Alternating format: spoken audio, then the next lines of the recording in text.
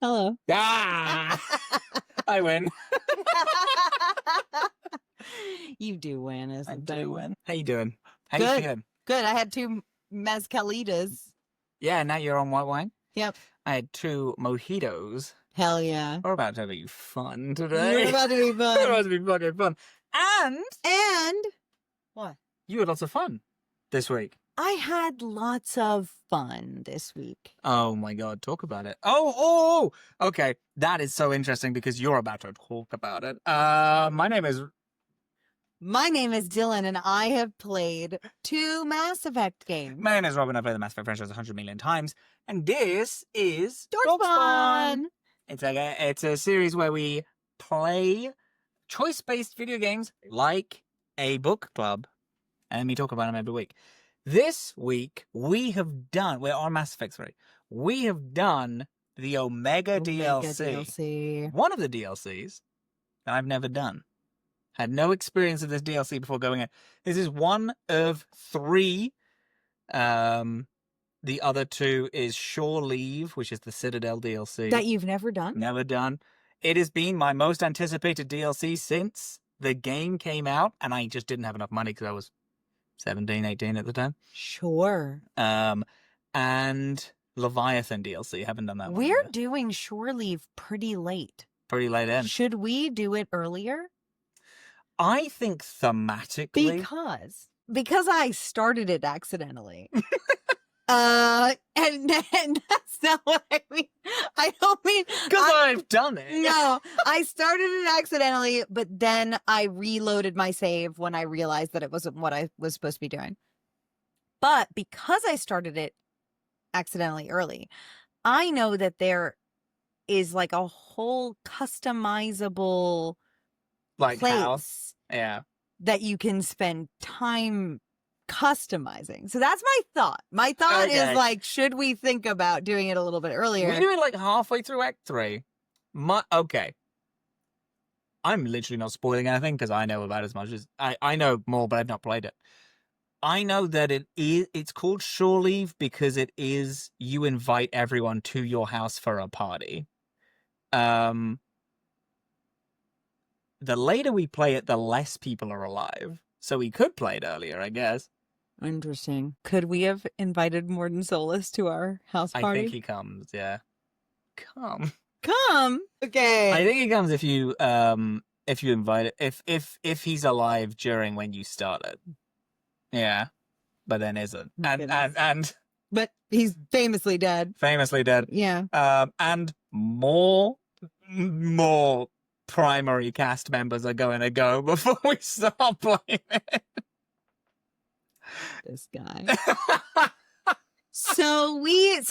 We'll think about that. So we'll think about it, but what we have done is the Omega DLC. Yes. So you get summoned to go and meet Aria T'Loak at the bar on the Citadel. Yeah. And you meet her. Do you know what's so fun? What? This isn't the start of the DLC. What? This is just her mission in Mass Effect 3. I got this wrong. So, when you're in Act 2 and you've spoken to her once, you don't need to do anything. When you go back to the Normandy, she then invites you to meet her at the dock. Yeah. But you have to have talked to her first in order to get the invite. So I still feel like, and then like after you talk to her first, you get like a little quest with her. Yeah, to unite the 3. So, very interesting game session for me because Shiv is going renegade almost because she used to be a gang member. That's her whole background is back on Earth. She used to be one of the big gang members. She helped out her gang in Mass Effect 1. She is backsliding into a whatever it takes mindset. A lot of this DLC, she did a lot of things that's like, yeah, fuck it. We just need to get it through.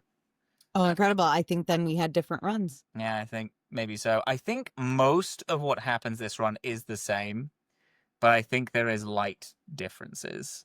Yeah. But there's definitely differences. Uniting the 3 groups. Yeah, you unite the 3 criminal organizations, the Blue Suns. Yeah, the Blue Suns, which you just go and you just need to. No. What the Blue Suns Eclipse and then the Blood Pact. Yeah. I think Blood Pact is you just need to do. It's just all takes place in that scene, basically. Yeah. 3 people walk in. Yeah. You pretend to be captured. You pull a gun out. You shoot one of them dead. Yeah. Sorry, you shoot 2 of them dead. One of them you let live. Yeah. I think Blue Suns is you have to convince Commander Bailey to let someone out of prison. But then you talk to that person and she's like, yeah, you let me out of here so I can kill all of you. And you're like, we're trying to help get you out of here. Could you help convince me maybe a little bit? And she's like, no, I'm going to kill you, actually. I can't wait. Let me out of here and I will be killing you. And you're then like, Shiv said, bring it on, baby. Hey, Commander Bailey, get her out of there. Oh, I said, absolutely not. I said, I will figure something else out. And on the third one, there is a CSEC officer who you meet in Mass Effect 1, which I think is very fun. You meet him. He's the one who's like, he's fed up. There's bureaucratic red tape all over him. Yeah. And you help, him turn a new leaf and like kind of figure out stuff better for himself. And then he retires. Turns out he's out of retirement. He is stopping them getting a huge weapon shipment because CSEC needs those weapons in case there's another uprising, another like attack on the Citadel. But then all of I believe this is Eclipse, are like, yeah, but we're just going to give them to people to shoot at. And it's obviously like, okay, but that's obviously worse. Yeah. And he asks you if you can get a shopkeep to open up the black market to him, then he'll be okay with it. And he'll be like, all right, fine, I'll let this go. I was unable to convince the shopkeep, so I was told you have to put out a kill order on this guy. And I said, all right, fuck it. Oh no, I convinced him. Nah, I put out a kill order. Yeah. Things got to start moving quicker. The Reapers are at our doorstep. Do you know the amount of Reapers that chased me in this run? Oh, because so I'm many. searching stuff, and I'm like, we need to be moving quicker. There is too much red tape. Fuck it. I'm wondering if I found a lot. I need to figure out how to check what I've found so far, because I've been searching places now recently, and I'm not coming up with anything. And I am getting chased by Reapers, but I am not finding anything anymore. And you're not like 100% on the thing. I am on a certain places. Obviously, I figured out when it says 100%, you stop. But like, Sure. but again, but then I went to Aria and I was like, "Yep, all 3 are willing to work with you." And then she's like, "Great, you have an army at your disposal." And then they go and join the war effort. Yeah, great, awesome. Then you go back to the Normandy. She's like, "Oh, by the way, can you meet me at Dock 42? Yeah, we got plans." And unlike in all other DLCs, it is just Shepard alone. This is my big complaint about this, is that this DLC in particular would have been so great if they, and this is why I mourn like the first 3 Dragon Ages for giving you the 3 party members instead of 2. Sure. If we could even have one person that we know with us to add to the commentary and to add to the flavor of this DLC, it would literally be a perfect DLC for me, I think. Whoa. I think it would be a perfect DLC. That's huge. The fact that I am on my own is the thing that makes this feel disjointed, and also deprives us, because there is simply so much story and lore in this, to not have my someone Shepard knows. Were you specifically thinking of Garrus would be so? Well, I was definitely thinking of Garrus, but like well, Tali is not at this moment part of my crew yet. Yeah. But she's around. Like, you could do this DLC with Tali. Yeah. Tali would be super interesting. I think Liara Liara would be cool. so interesting in Sure. this. Like, just like I think that would give them so much variety. Like it would really have brought this all the way home, and it was so close to perfect for me. Fascinating. That would have been like Sure. just perfect to have even one person. That's great. So that's actually really interesting because that is a boon, I thought, in this one, because this whole run have got in this week in this play session throughout this whole DLC I went so renegade with Shiv because and this is just a personal thing, but because Shiv was alone, Sure. I was like, oh, she's just regressed back into the fight or flight. You're a gang member. Do what the gang does. Sure. And that's fine. But okay, on the reverse side, okay, like you are in this DLC wall to wall being pressured into making morally ambiguous and morally gray decisions to get the job done. Like that is the thing. It pushes you harder than any other mission in any Mass Effect game, I think, to try to make you do renegade options. And we'll totally get into that like when we actually talk about what's happening in the DLC. But if especially playing it late in the game and late in Shepard's story, like to have someone there as an anchor, like almost. Either as an anchor or to push you. I think Liara would be like, yeah, do it. Liara would be like, yeah, do it. I think those things would be really interesting. And I think it could also be a thing where like, you know, I'm thinking about like, of course I'm thinking about Dragon Age and how like, okay, like, yeah, you bring that person, but if you've been a like paragon person around them their entire time and then you do these things, they're like, what's going on with you? Yeah. If you have been renegade the entire time, then they're like, yeah, and they go along with it. Like that kind of thing. Which then let's get into it, because that then would play upon the relationship that is portrayed here. That's so wrong. And how that is, yeah. Speaking of this relationship, we're gonna get into this again more later. I love this duo. Oh yeah. I think that this duo is some of the strongest that it's good. We've seen. It's just so fun. Anyway, so okay. Cerberus has taken Omega. Yes. Which was the place that Aria ran. She was like the leader of all the gangs. We met her in 2. She was a big point of contact for us. Yep. And Cerberus flew in, the elusive man tried to kill her, and then she says, I just had to just up sticks and run. And she ran to the Citadel and is now like, I'm going to take it back.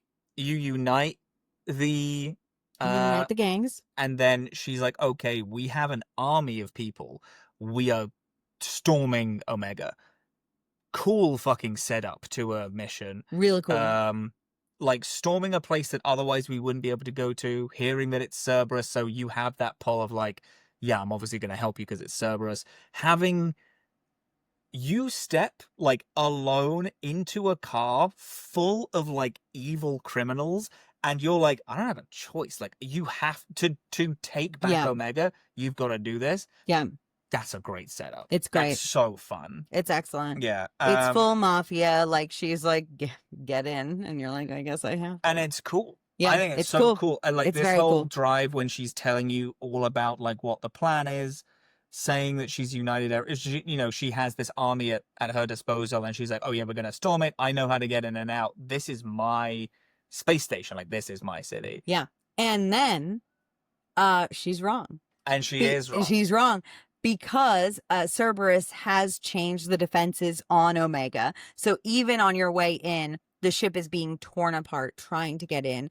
And so there's a fascinating thing really quick. So Oleg is the name of the guy, and he has a second name which I can't remember.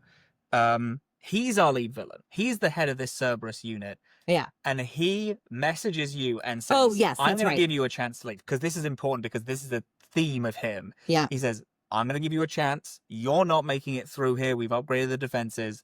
This is your turn. This is your chance to turn back. You know, do it, or I'm going to blow 90% of your guys out the sky, and we'll probably kill you. And then Aria's like, nah. Yeah. bluffing. I got it. And you're like, and Shepard's like, he seems pretty sure. And she's like, nah, it's fine. And then 10 seconds into the assault, you're like, Shepard is the one to bring it up, I think. Shepard is like, we have to bounce now. We have to get into escape pods because the ship is being torn apart by the defenses of Omega. Yeah. And so so now it's like the entire crew that we've brought here splits up into escape pods and lands separately instead of all together on Omega. We all like kind of crash land in our escape pods onto different parts. From where we are, now it's our mission to go and like find everybody else and also like kill Cerberus along the way and make sure that we still have our army, right? Yeah. You go. I honestly like this. A lot of the like details of this are a blur because I could not. This is another one where I could not think to take notes because I was just so in it, locked the fuck in. You go in, you hit up communications to like announce the rest of your team that you're here. Aria, whilst you're doing this, you find that Cerberus have set up these force fields all around Omega. These force fields are extremely powerful. Anyone who walks into them who aren't like approved immediately set on fire. They're tough. Yeah. Aria announces to the entire station. Announces to her crew, we're gonna like reconvene at the headquarters. Headquarters are on D deck. Whilst announcing this, Shepard notices that there's a camera looking at her. And then because of that, there's a renegade option to shoot the camera. I'd shot the camera. I did not. On that, all of Cerberus is alerted. Meet up on D deck because she's going there.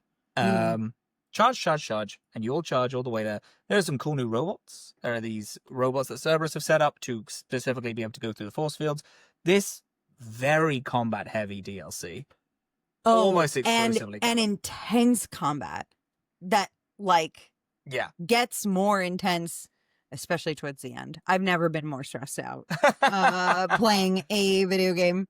I think maybe the end of Inquisition's DLC, not Trespasser, the tough one where you are in that fight right before you meet the old Inquisitor. With the dragon? With the dragon. But not the dragon. It's the one where you're in the ice thing. The one where I had that crazy moment where the Inquisitor went down. And the thing keeps making these giant ice things. And putting out the fires so that you can't. You start taking tick damage. That one sucks. Yeah. Oh my god. What is that DLC called?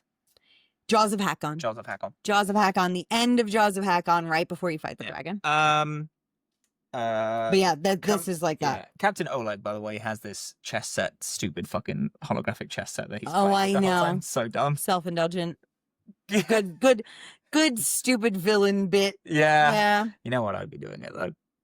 You know, I had a D&D character who had a chess set that they were playing whilst the fights were going on. And he was hot. And that character's when I realized I was hot. Yep, that character's when I realized I was non-binary as well. Isn't that fun? That's from your the Welcome Yearbook Club character? Yeah. Love Yearbook Club.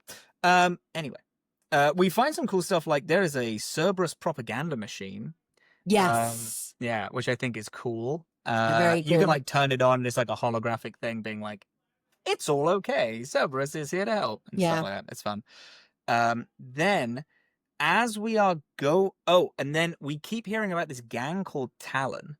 It is the last remaining Omega gang. It's the last bastion. We hadn't heard about Talon before? I don't think we have heard about Talon before. We may have. I think we... Every single time they said the name, I was like, oh, I feel like I know that. But yeah. But I kept attributing it to other media where I know Talon is a thing. Because I was like... So, like, somewhere along the way, you find an injured Talon, and you have the option to save him, and I did. Did you find that in Talon? I didn't know. Okay, because if you save him, you revive him, and then when you get to the camp eventually, He thanks you. he's there. I did. I'm lying. You did. You did. Only in Mass Effect 3. Fascinating. I heard Talon, and I was like, oh yeah, I know about them. Yeah. Why? I don't know why I thought that. I know. I think there is a. It's not the Teenage Mutant Ninja Turtles because that's the foot. The Talon is something. It's something. And I just was like, oh yeah, I know the Talon. Yeah. On our way to D-Deck, we find one of the most exciting things. A cool, mysterious assassin in a cloak and a hood. Yes. Who turns out to be the first female Turian that we see in the whole game. And she's hot. And she's hot. So fucking hot. Is confirmed in lesbian relationship with Aria. Or was in lesbian relationship with Aria. How fucking cool is that? They are now, but also we do not learn that about them, although it's so palpable that they were their exes from the beginning, because they are so tense about each other, so bitter. Aria is shocked that she's here. And she reveals that she actually never left. She's just been here hiding in the vents the entire time. Specifically from her. And so they have a tense thing, but they're also very glad to see each other. It's a really, it's so clear that this is an ex issue. And then as we travel with them, we learn that they have their relationship was ended. So good. It's so good because their relationship ended. The more we learn about Aria, the more we learn that she is willing to sacrifice as many people as possible to take back Omega. And her ex-girlfriend, Nyreen,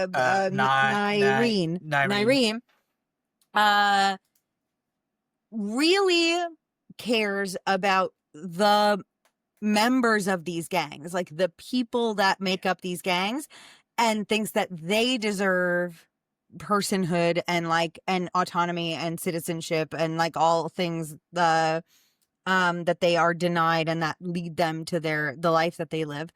And she thinks that they are the priority. And she reveals that through her time dating Aria, she became more like Aria. She became more callous and more willing to sacrifice people in order to achieve her goals and things like that. And so she had to leave the relationship to be back to more like herself. Yeah. And so that's why they didn't work. Which is just delicious. Yeah, it's great. So really cool. Captivating. And then we see that as it plays out, as we move through this DLC, we see consistently the dichotomy between what the two of them are proposing we do in every scenario. They are the Paragon and Renegade option. They are. Yeah. No, it's fucking cool. It's a great relationship. Except you get almost no Paragon reacts. In fact, I don't think there is a single one. There is a single Paragon reacts, but you have to be an engineer, and it is post the Renegade interact, which most Paragons are in one specific part of the story. Yeah. Everything else is Renegade, and it's my god, sick. All right, so let's move through because I want to get to the. I want to get to it. We get to Aria's kind of HQ. You can go and you can. She gives you time. You can go and you can speak to people. This infuriated me. I'm so disappointed in myself. What? Oh, is there one thing about a guy who you're sad you didn't get a thing? Yeah. Yeah, that's in the second bit though, so we don't need to worry about this yet. Because in the first bit, you speak to two people. There's a hacker and there's an engineer. Yeah. Both of them need help. Yeah. You can agree to help them, which I did. Yeah, I did. You then speak to Aria, and Aria points out that all of these PowerPoints... points out stuff about the force fields. But the fact that they're everywhere, so then we need And then we find out that the General Oleg, is set up in Afterlife, in Afterlife's main club, in Aria's words, to piss her off. Yeah. So, to be strong enough, we lost a lot of people getting in here. We need to grab Talon and get Talon to join us. Yep. At this point, Nyreen has left. She leaves before we walk in. Oh no, They separate to because Arya is like, I need to give Yeah. orders or whatever, and then we have a chance to talk to them both separately. This is later. At this point, Bray, who is Arya's right hand, is asked to follow her. Literally, apparently, he said that he turned away for 2 seconds and she was gone. Yeah. When he turned back. We then go to join Talon. Arya wants to do it through force. Shiv Shepherd agrees. It's the only way to get a gang member to listen to you, is you got to be forceful.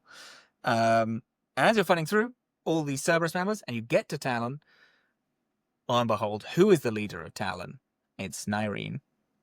She, because people were lost and scared, and she was still on Omega, she decided these people need leadership.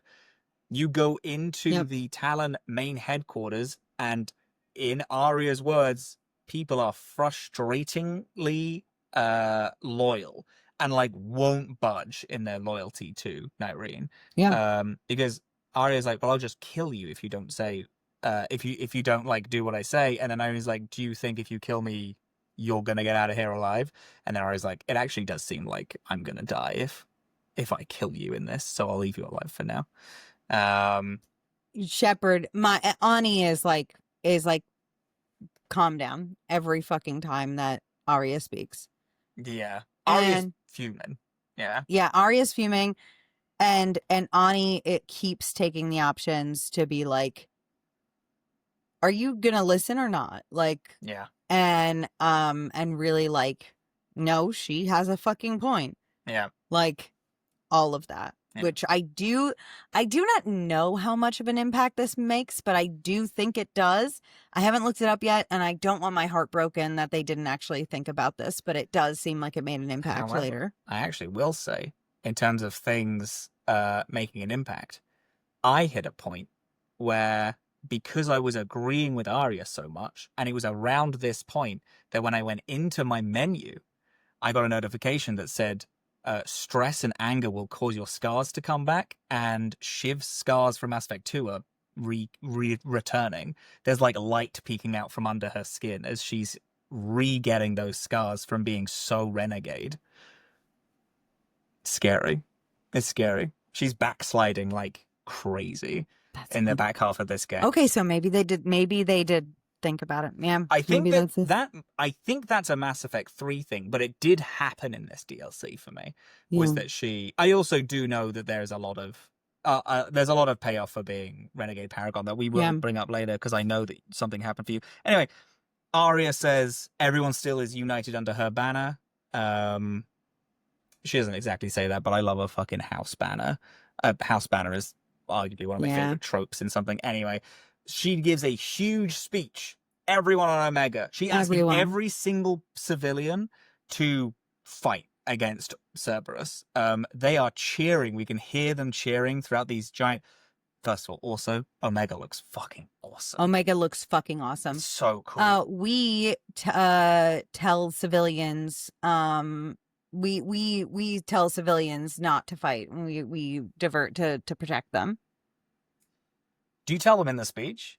We don't tell them in the speech, but we generally we generally tell them, and her speech is to the gangs directly, not to the civilians of Omega. Wow. There you go. That's already different. Yeah. Because she tells all the people to start rising up and fighting. And Irene brings up, hey, do you know how many people are going to die if we do this? And Arya's like, yeah, but it's going to get us to the top, and that's what matters. And Shiv is like, we're going to win the war. That's what matters. Totally different. It's cool though. Love a speech. Great. Oh, great speech. Tell you what, love Aria. Oh, love Aria. Don't get me wrong. Love Aria, and makes this so interesting. You then fight your way back to the main zone. Yeah. Then this is part 2 of this. 2 more missions to do. One is someone that just needs something. The other Yeah. one is an Elcor. An Elcor turns up. We get to speak to an Elcor properly, and he's a shopkeep. He asks us to get the sofa that Aria used to sit on to win some favor. Dillin accepted the quest and didn't get the sofa. I can tell. I was so happy to have finally spoken to an Elcor in this fucking game. Where are my Elcor? I finally find an Elcor. He wants one thing from me. You got the I searched. I was getting yelled at. I was getting told, look alive, Shepard. So many times. Shepard, could you stay on track? A million times, because I was searching high and fucking low for this goddamn sofa. The later into this DLC, I gotta go, oh my god. I'm not fucking finding it. I was more stressed out about that than most of the fights. And I was looking and I was like, oh, I can't believe I'm fucking finishing this DLC and I'm not going to deliver this sofa. You're not helping an Elcor. I'm not. The one Elcor to speak to me. Wants something from you. Yeah. Disappointing. So, Dillin, disappointed phrase. Disappointed phrase. Disappointed. I just wanted a sofa. He just wanted a sofa. Dillin, why did you do this to me? Sadly. I guess I'll fuck myself. Fuck. We speak to Nyreen. Nyreen says that when Talon originally attacked all of Cerberus, the general said, hey, if you put down your weapons, we're not going to shoot at you. And the people who put down the weapons didn't get shot at. And she's like, the general has a pretty strict code. If he says something won't happen, it won't happen. Like, if he says, hey, if you do this, I won't shoot you, and you do that thing, he won't attack you at all. This is important because this is what happened when we were flying in. He said, I'm not going to shoot you if you turn around. And Aria's like, that's a fucking lie. Obviously, he's going to try to kill us. And we're also like, yeah, we're not going to do that. We're here now. Yep. Important little just bit of world that he's there. Turns out, this isn't necessarily, it turns out Nyreen is a biotic, which is hyper rare in Turians. To the point where the Turians have a cabal, which is a very, very small group of Turians that have biotic ability. She is one of them. She realized that in this cabal, she's not going to be doing anything, so then she left. She bounced, and she tried to strike out on her own. She did strike out on her own, and then she found Aria, who everyone listened to and respected. She wanted to be that. She got close to Aria. She essentially fully says that they were dating with just enough not saying full words for maybe some senses, is what I'm getting from it. It wasn't censored enough for me to be mad about it, because it was so clear that they were dating. It's so clear. Because you have an option to be like, so you were close. And be like, yeah. Which is really cool. This is that truly, I think this really is the first time, except for the crew members on your ship who have a gay relationship. Your shuttle pilot's gay relationship. But this is the first, like, what feels like a big, intentionally written, important seeming gay relationship. The thing about Cortez that this does have that doesn't is that we never meet the husband. He mentions it very casually, which I do love. But in this, it's like we meet both of them. They are both pretty important characters, and they're like, yes, we are gay, and we are in a gay relationship. We're in a gay relationship. We're in a gay relationship. And that's when she reveals, toxic. I was turning, and the lesbians love that. We do. No, it's really cool. I love it. Also, this is a big fan theory. This is never confirmed. Aria has a child. That is confirmed. That Aria had a kid. The kid's died now. Right. In one of the comics. It is hugely believed that Nyreen is the mother to that kid. because Asari don't care about gender, and Nyreen is the only person Arya cares about. And cared about in that way. It's the only one they talk about to have any substantial relationship.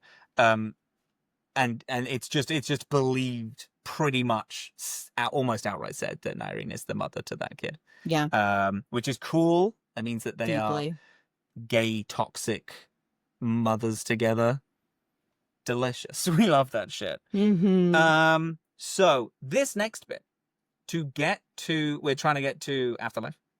And we're gonna sneak through the areas. Oh, that's why I brought up the force fields earlier, because there's a bunch of the map that's out of power. Yeah. Because the force fields are soaking up so much power. So we're like, well, let's just get through the force fields, through the out of power zones, turn on the power, and then we're gonna siphon all of the power away from the force fields, and then we can just walk up to Afterlife, right? Everyone's like, it seems like a good plan. Nyreen is freaking out about something, but she doesn't tell us. It's a little bit of a horror section. We have one light turned on. I love it when it's entirely pitch And black. we're crawling like through vents and like across pipes and stuff like that. It's deeply fucked up. It turns out there is a thing called the adjutant. Yeah. And those have been turning people into these monstrosities, similarly to like the Reapers kind of doing things like that, but then you do see them and they're horrible. Yeah, they're disgusting. They are Cerberus Reapers in a weird way. That's Cerberus has taken Reaper tech and they are forcing these things. Right. That they're just trying to copy what the Reapers do. Really cool implications in that is that Cerberus have gone so far that they are just openly using Reaper tech. Yeah, that's really cool. Really love that. I do know that there's a comment if you gave the derelict Reaper vessel to the collector ship to the Elusive Man. There's a comment on like, oh, you did this because you gave the tech. And I didn't. We didn't do it. Because fuck him. But you go through these mines. There's this blue mined dust that you're picking up, which I was like, it's fun because it's lyrium. And there was red lyrium as well, because there is red sand and blue sand now, and I'm like, oh, it's fucking lyrium that they're using. Yeah. It's not, but it's close enough that I'm saying that it is. I'm happy about it. Yeah. Renegade sand and Paragon sand. Exactly, yeah. You fight a bunch of these guys. There's dead Cerberus everywhere because these freaks have just been mutilating, eating people. You turn on the power to the mine, and then as you're going through to the main zone, everyone gets trapped. You get trapped in these little force field barriers that you've been seeing all around. Yeah. You have to have this fight. The general turns up and is like, hey, so I'm just gonna keep you here and die, or you can stop fighting me and then just leave. Ira's like, fuck that, puts her hands through the force field. I really thought this was super cool. Who did that? Aria. Yeah. I thought you said something else. And I was like, oh, did something different happen? No. Aria straight up puts her hands in and spreads that fucking force field's cheeks. and holds it while we now have to fight a fuck ton of these adjutants and Cerberus, and all of the Cerberus related things that we've fought for forever. So we've got tons of things to fight, and as we're doing it, we then also have to disable shit around. Oh, this is the force fields that we're trying to turn off. Yeah. And when we finally finish and we get like to the other side, so we get enough and kill our way through and we get to the other side, she holds it open enough for Shepard to go through alone, and her and Nyreen stay on the other side. And then you hear Nyreen be like, how did you know you could do that? And she goes, I didn't. Love her, crazy woman. Yeah, because everybody else who's touched those force has fields immediately been immolated. Yeah. Yeah. She was just willing to do that. Which Which adds an interesting layer to her character, because as of now, we've definitely learned that she is willing to sacrifice other people's lives to get what she wants. It is an interesting element to know that she is deeply willing to sacrifice her own to get what she wants, which is just like, it's not power hungry. It's not greed. It's something else. Yeah. Yeah. And it's that weird third thing that is so fun, because it seems like she's like, as long as you die, because that's a big part of her. She's like, as long as Oleg dies, I don't fucking care how we do this. Yeah. And it's great. And it's cool. She's a cool character. She's really fun. Quite. Get to the control panel. You're gonna hit power down, battery off, then the general turns up again. Up. If you touch that, the power that turns off is currently supporting dozens of lives, because it's the life support of dozens of people throughout Omega. You turning this off is gonna kill all of them immediately, and there's a renegade option to immediately hit it. Yeah. Or you can try to find another way. Yeah. And this is so interesting because you have Aria through your earpiece being like, yeah, just overload it. Overload it. We have to end this. You get the renegade option. You think maybe there's a different one coming. There's not. Another renegade option comes after he explains to you more. There's another. You can't get out of this. She is also telling you that. Another renegade option. 3 of those. It happens 3 times. They give you that with no Paragon reaction. And so it is just either you trust that this will work or that.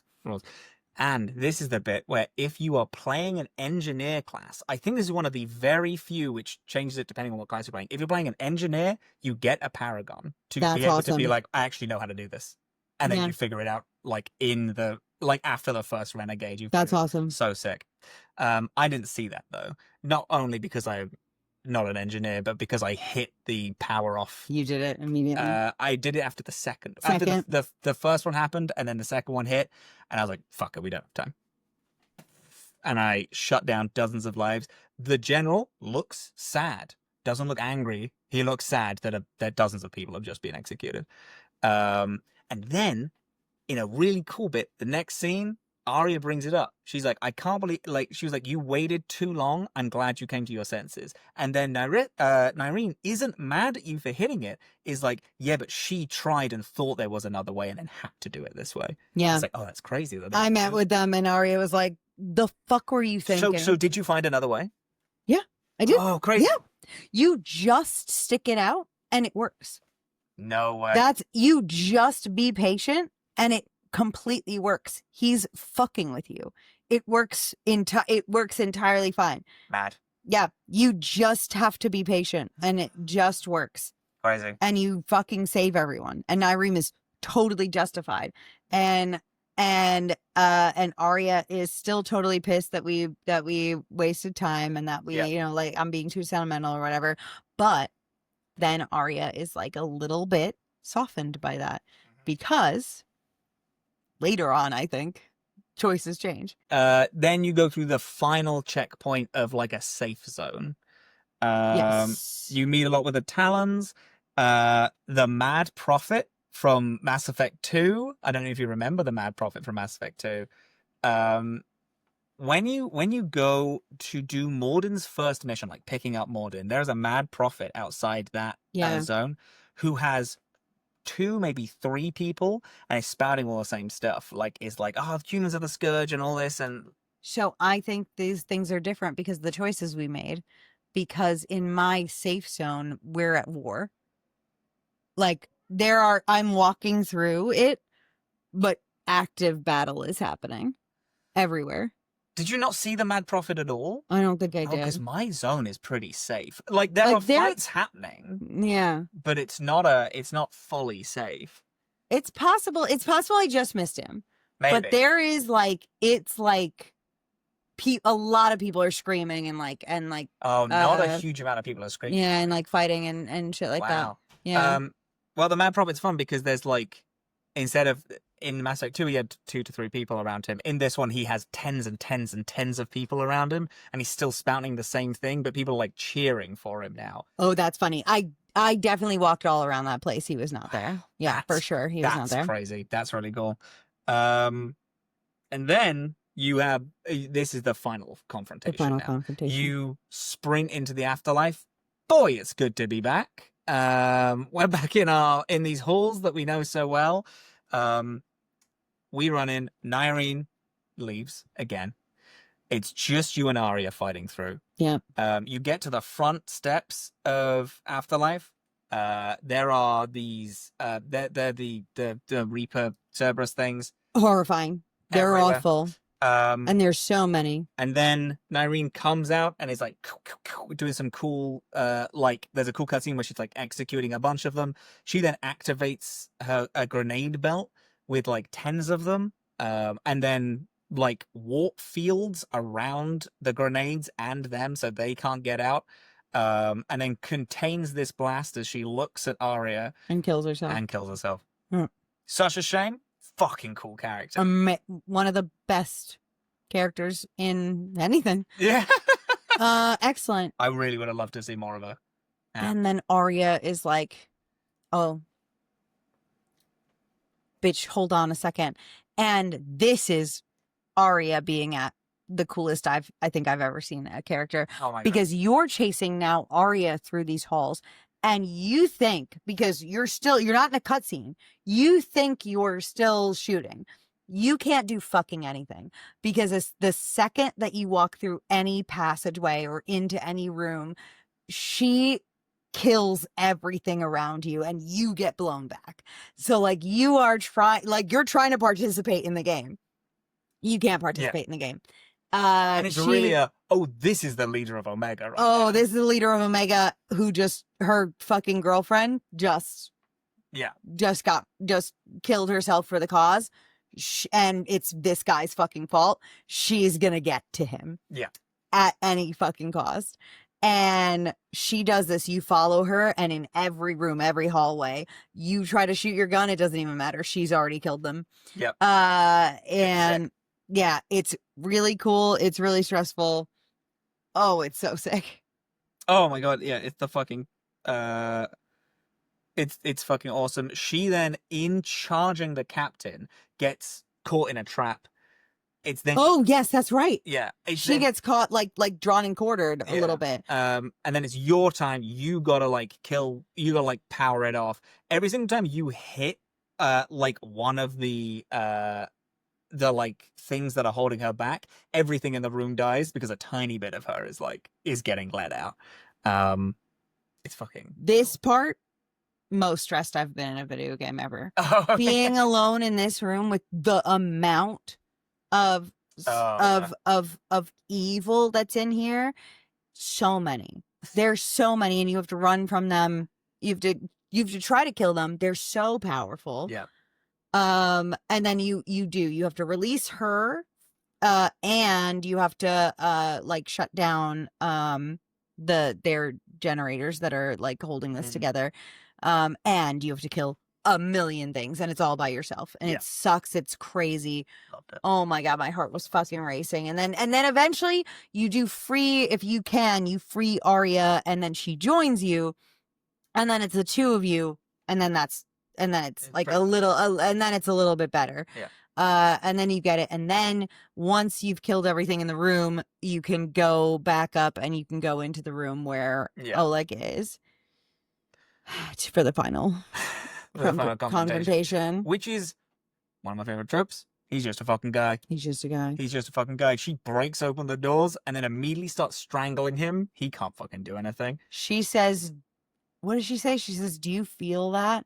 You are. So now, this is what I'm curious if this is different. Yeah. Because she strangles him. Yeah. She says, do you feel that? No input from me whatsoever.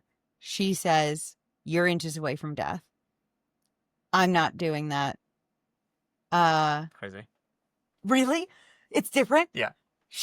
I don't do anything to stop this. Amazing. She just says, I'm not going to do that. You're going to listen to Shepard. You're going to do what she says, essentially. Wow. And is like, and walks away and is like, but I want you to know that I can. That's fucking awesome. What happens for you? I was hoping because I was like, you know what? I've played this so Paragon. I've played Nyreem's side so much throughout all of this. Yeah. It feels like she's making this decision to honor Nyreem a little bit. Like, she goes full rage mode, is still strangling. You get a Paragon option to like save her, but I looked this up. If Aria is on this path and you stop her at any point, she is furious with you, still helps you, but is not your friend in any way. Is like we are full enemies. that's some Dragon Age shit right there. Oh, real big Dragon Age vibes, You know baby. what's fucking crazy? This felt the most Dragon Age. This did. It felt so because there's I felt like what I said and did mattered. Yeah. So much in this. Yeah. Oh, absolutely. I, for the record, didn't do a Paragon. I just watched her. I just watched her choke this guy out, and I was like, "This guy's fucking got it coming to him." I am not getting in the way of this. Yeah. I need an army to kill the Reapers. If I stop her killing this one Cerberus guy, I don't give a fuck about Cerberus. If I stop her doing this and she doesn't give me the army, then I'm completely fucked. Yeah. And the world is fucked. Fun part, after she lets him go, she goes, "You can take him, Shepard." And I get an option to Kill him. do a renegade. And I was like, you know what? Let me take the first one just to see. And the first one, you put the gun to his head and you're like, you fuck with us on this? You betray us on this? You better fucking believe it's done. And he's like, what? You're going to just execute me? And then there's a second renegade. And I didn't take that one. And she was like, no, just wanted you to know.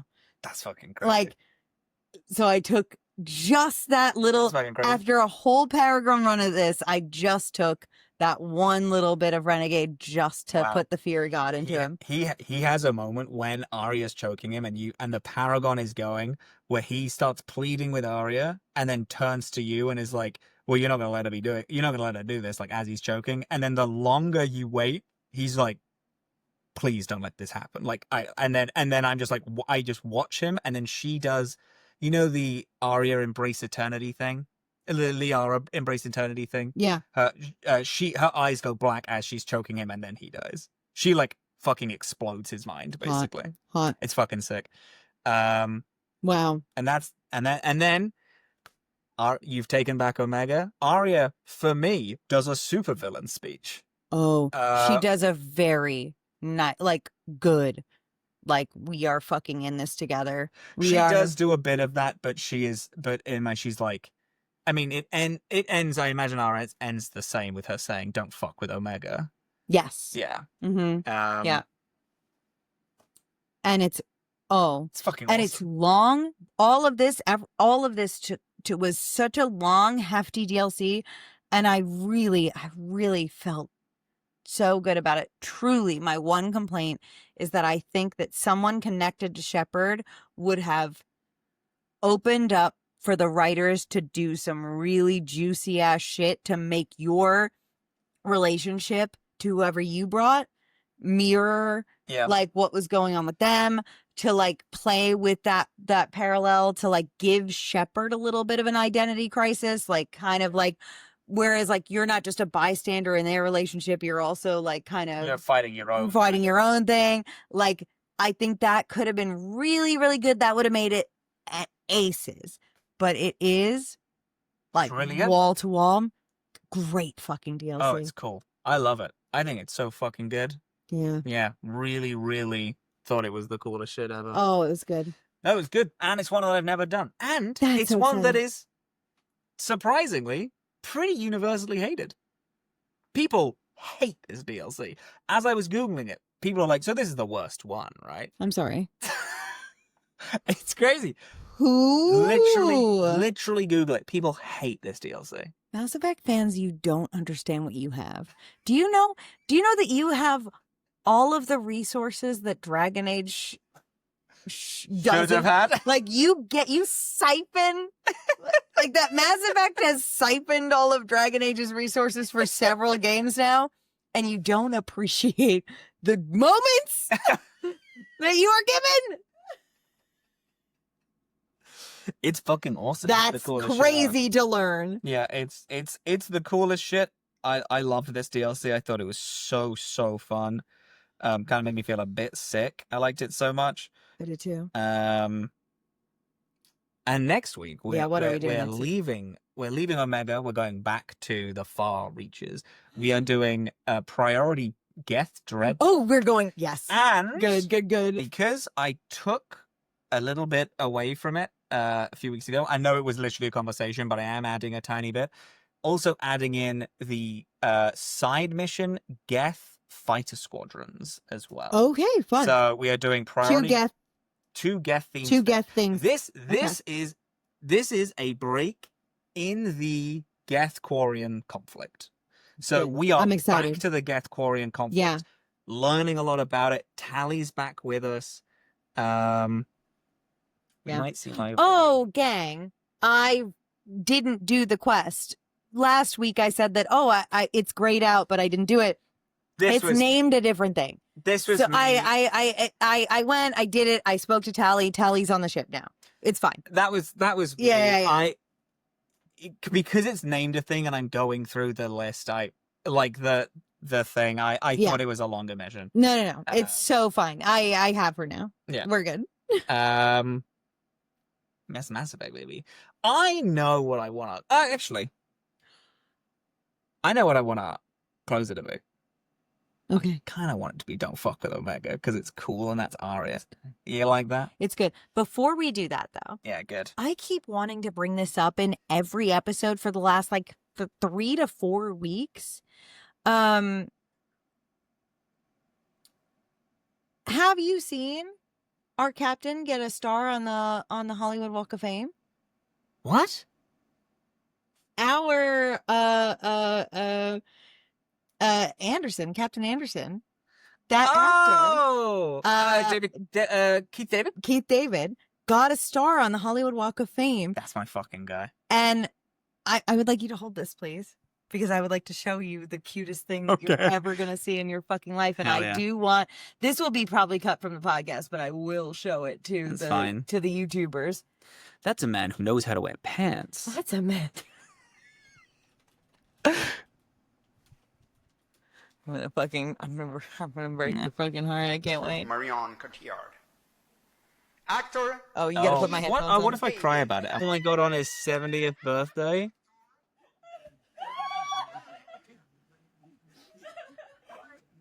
Actress Rachel McAdams. This one is Happy 70th birthday. Oh my god. Demi Moore.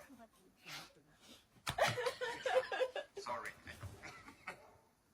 The Pride of Italy.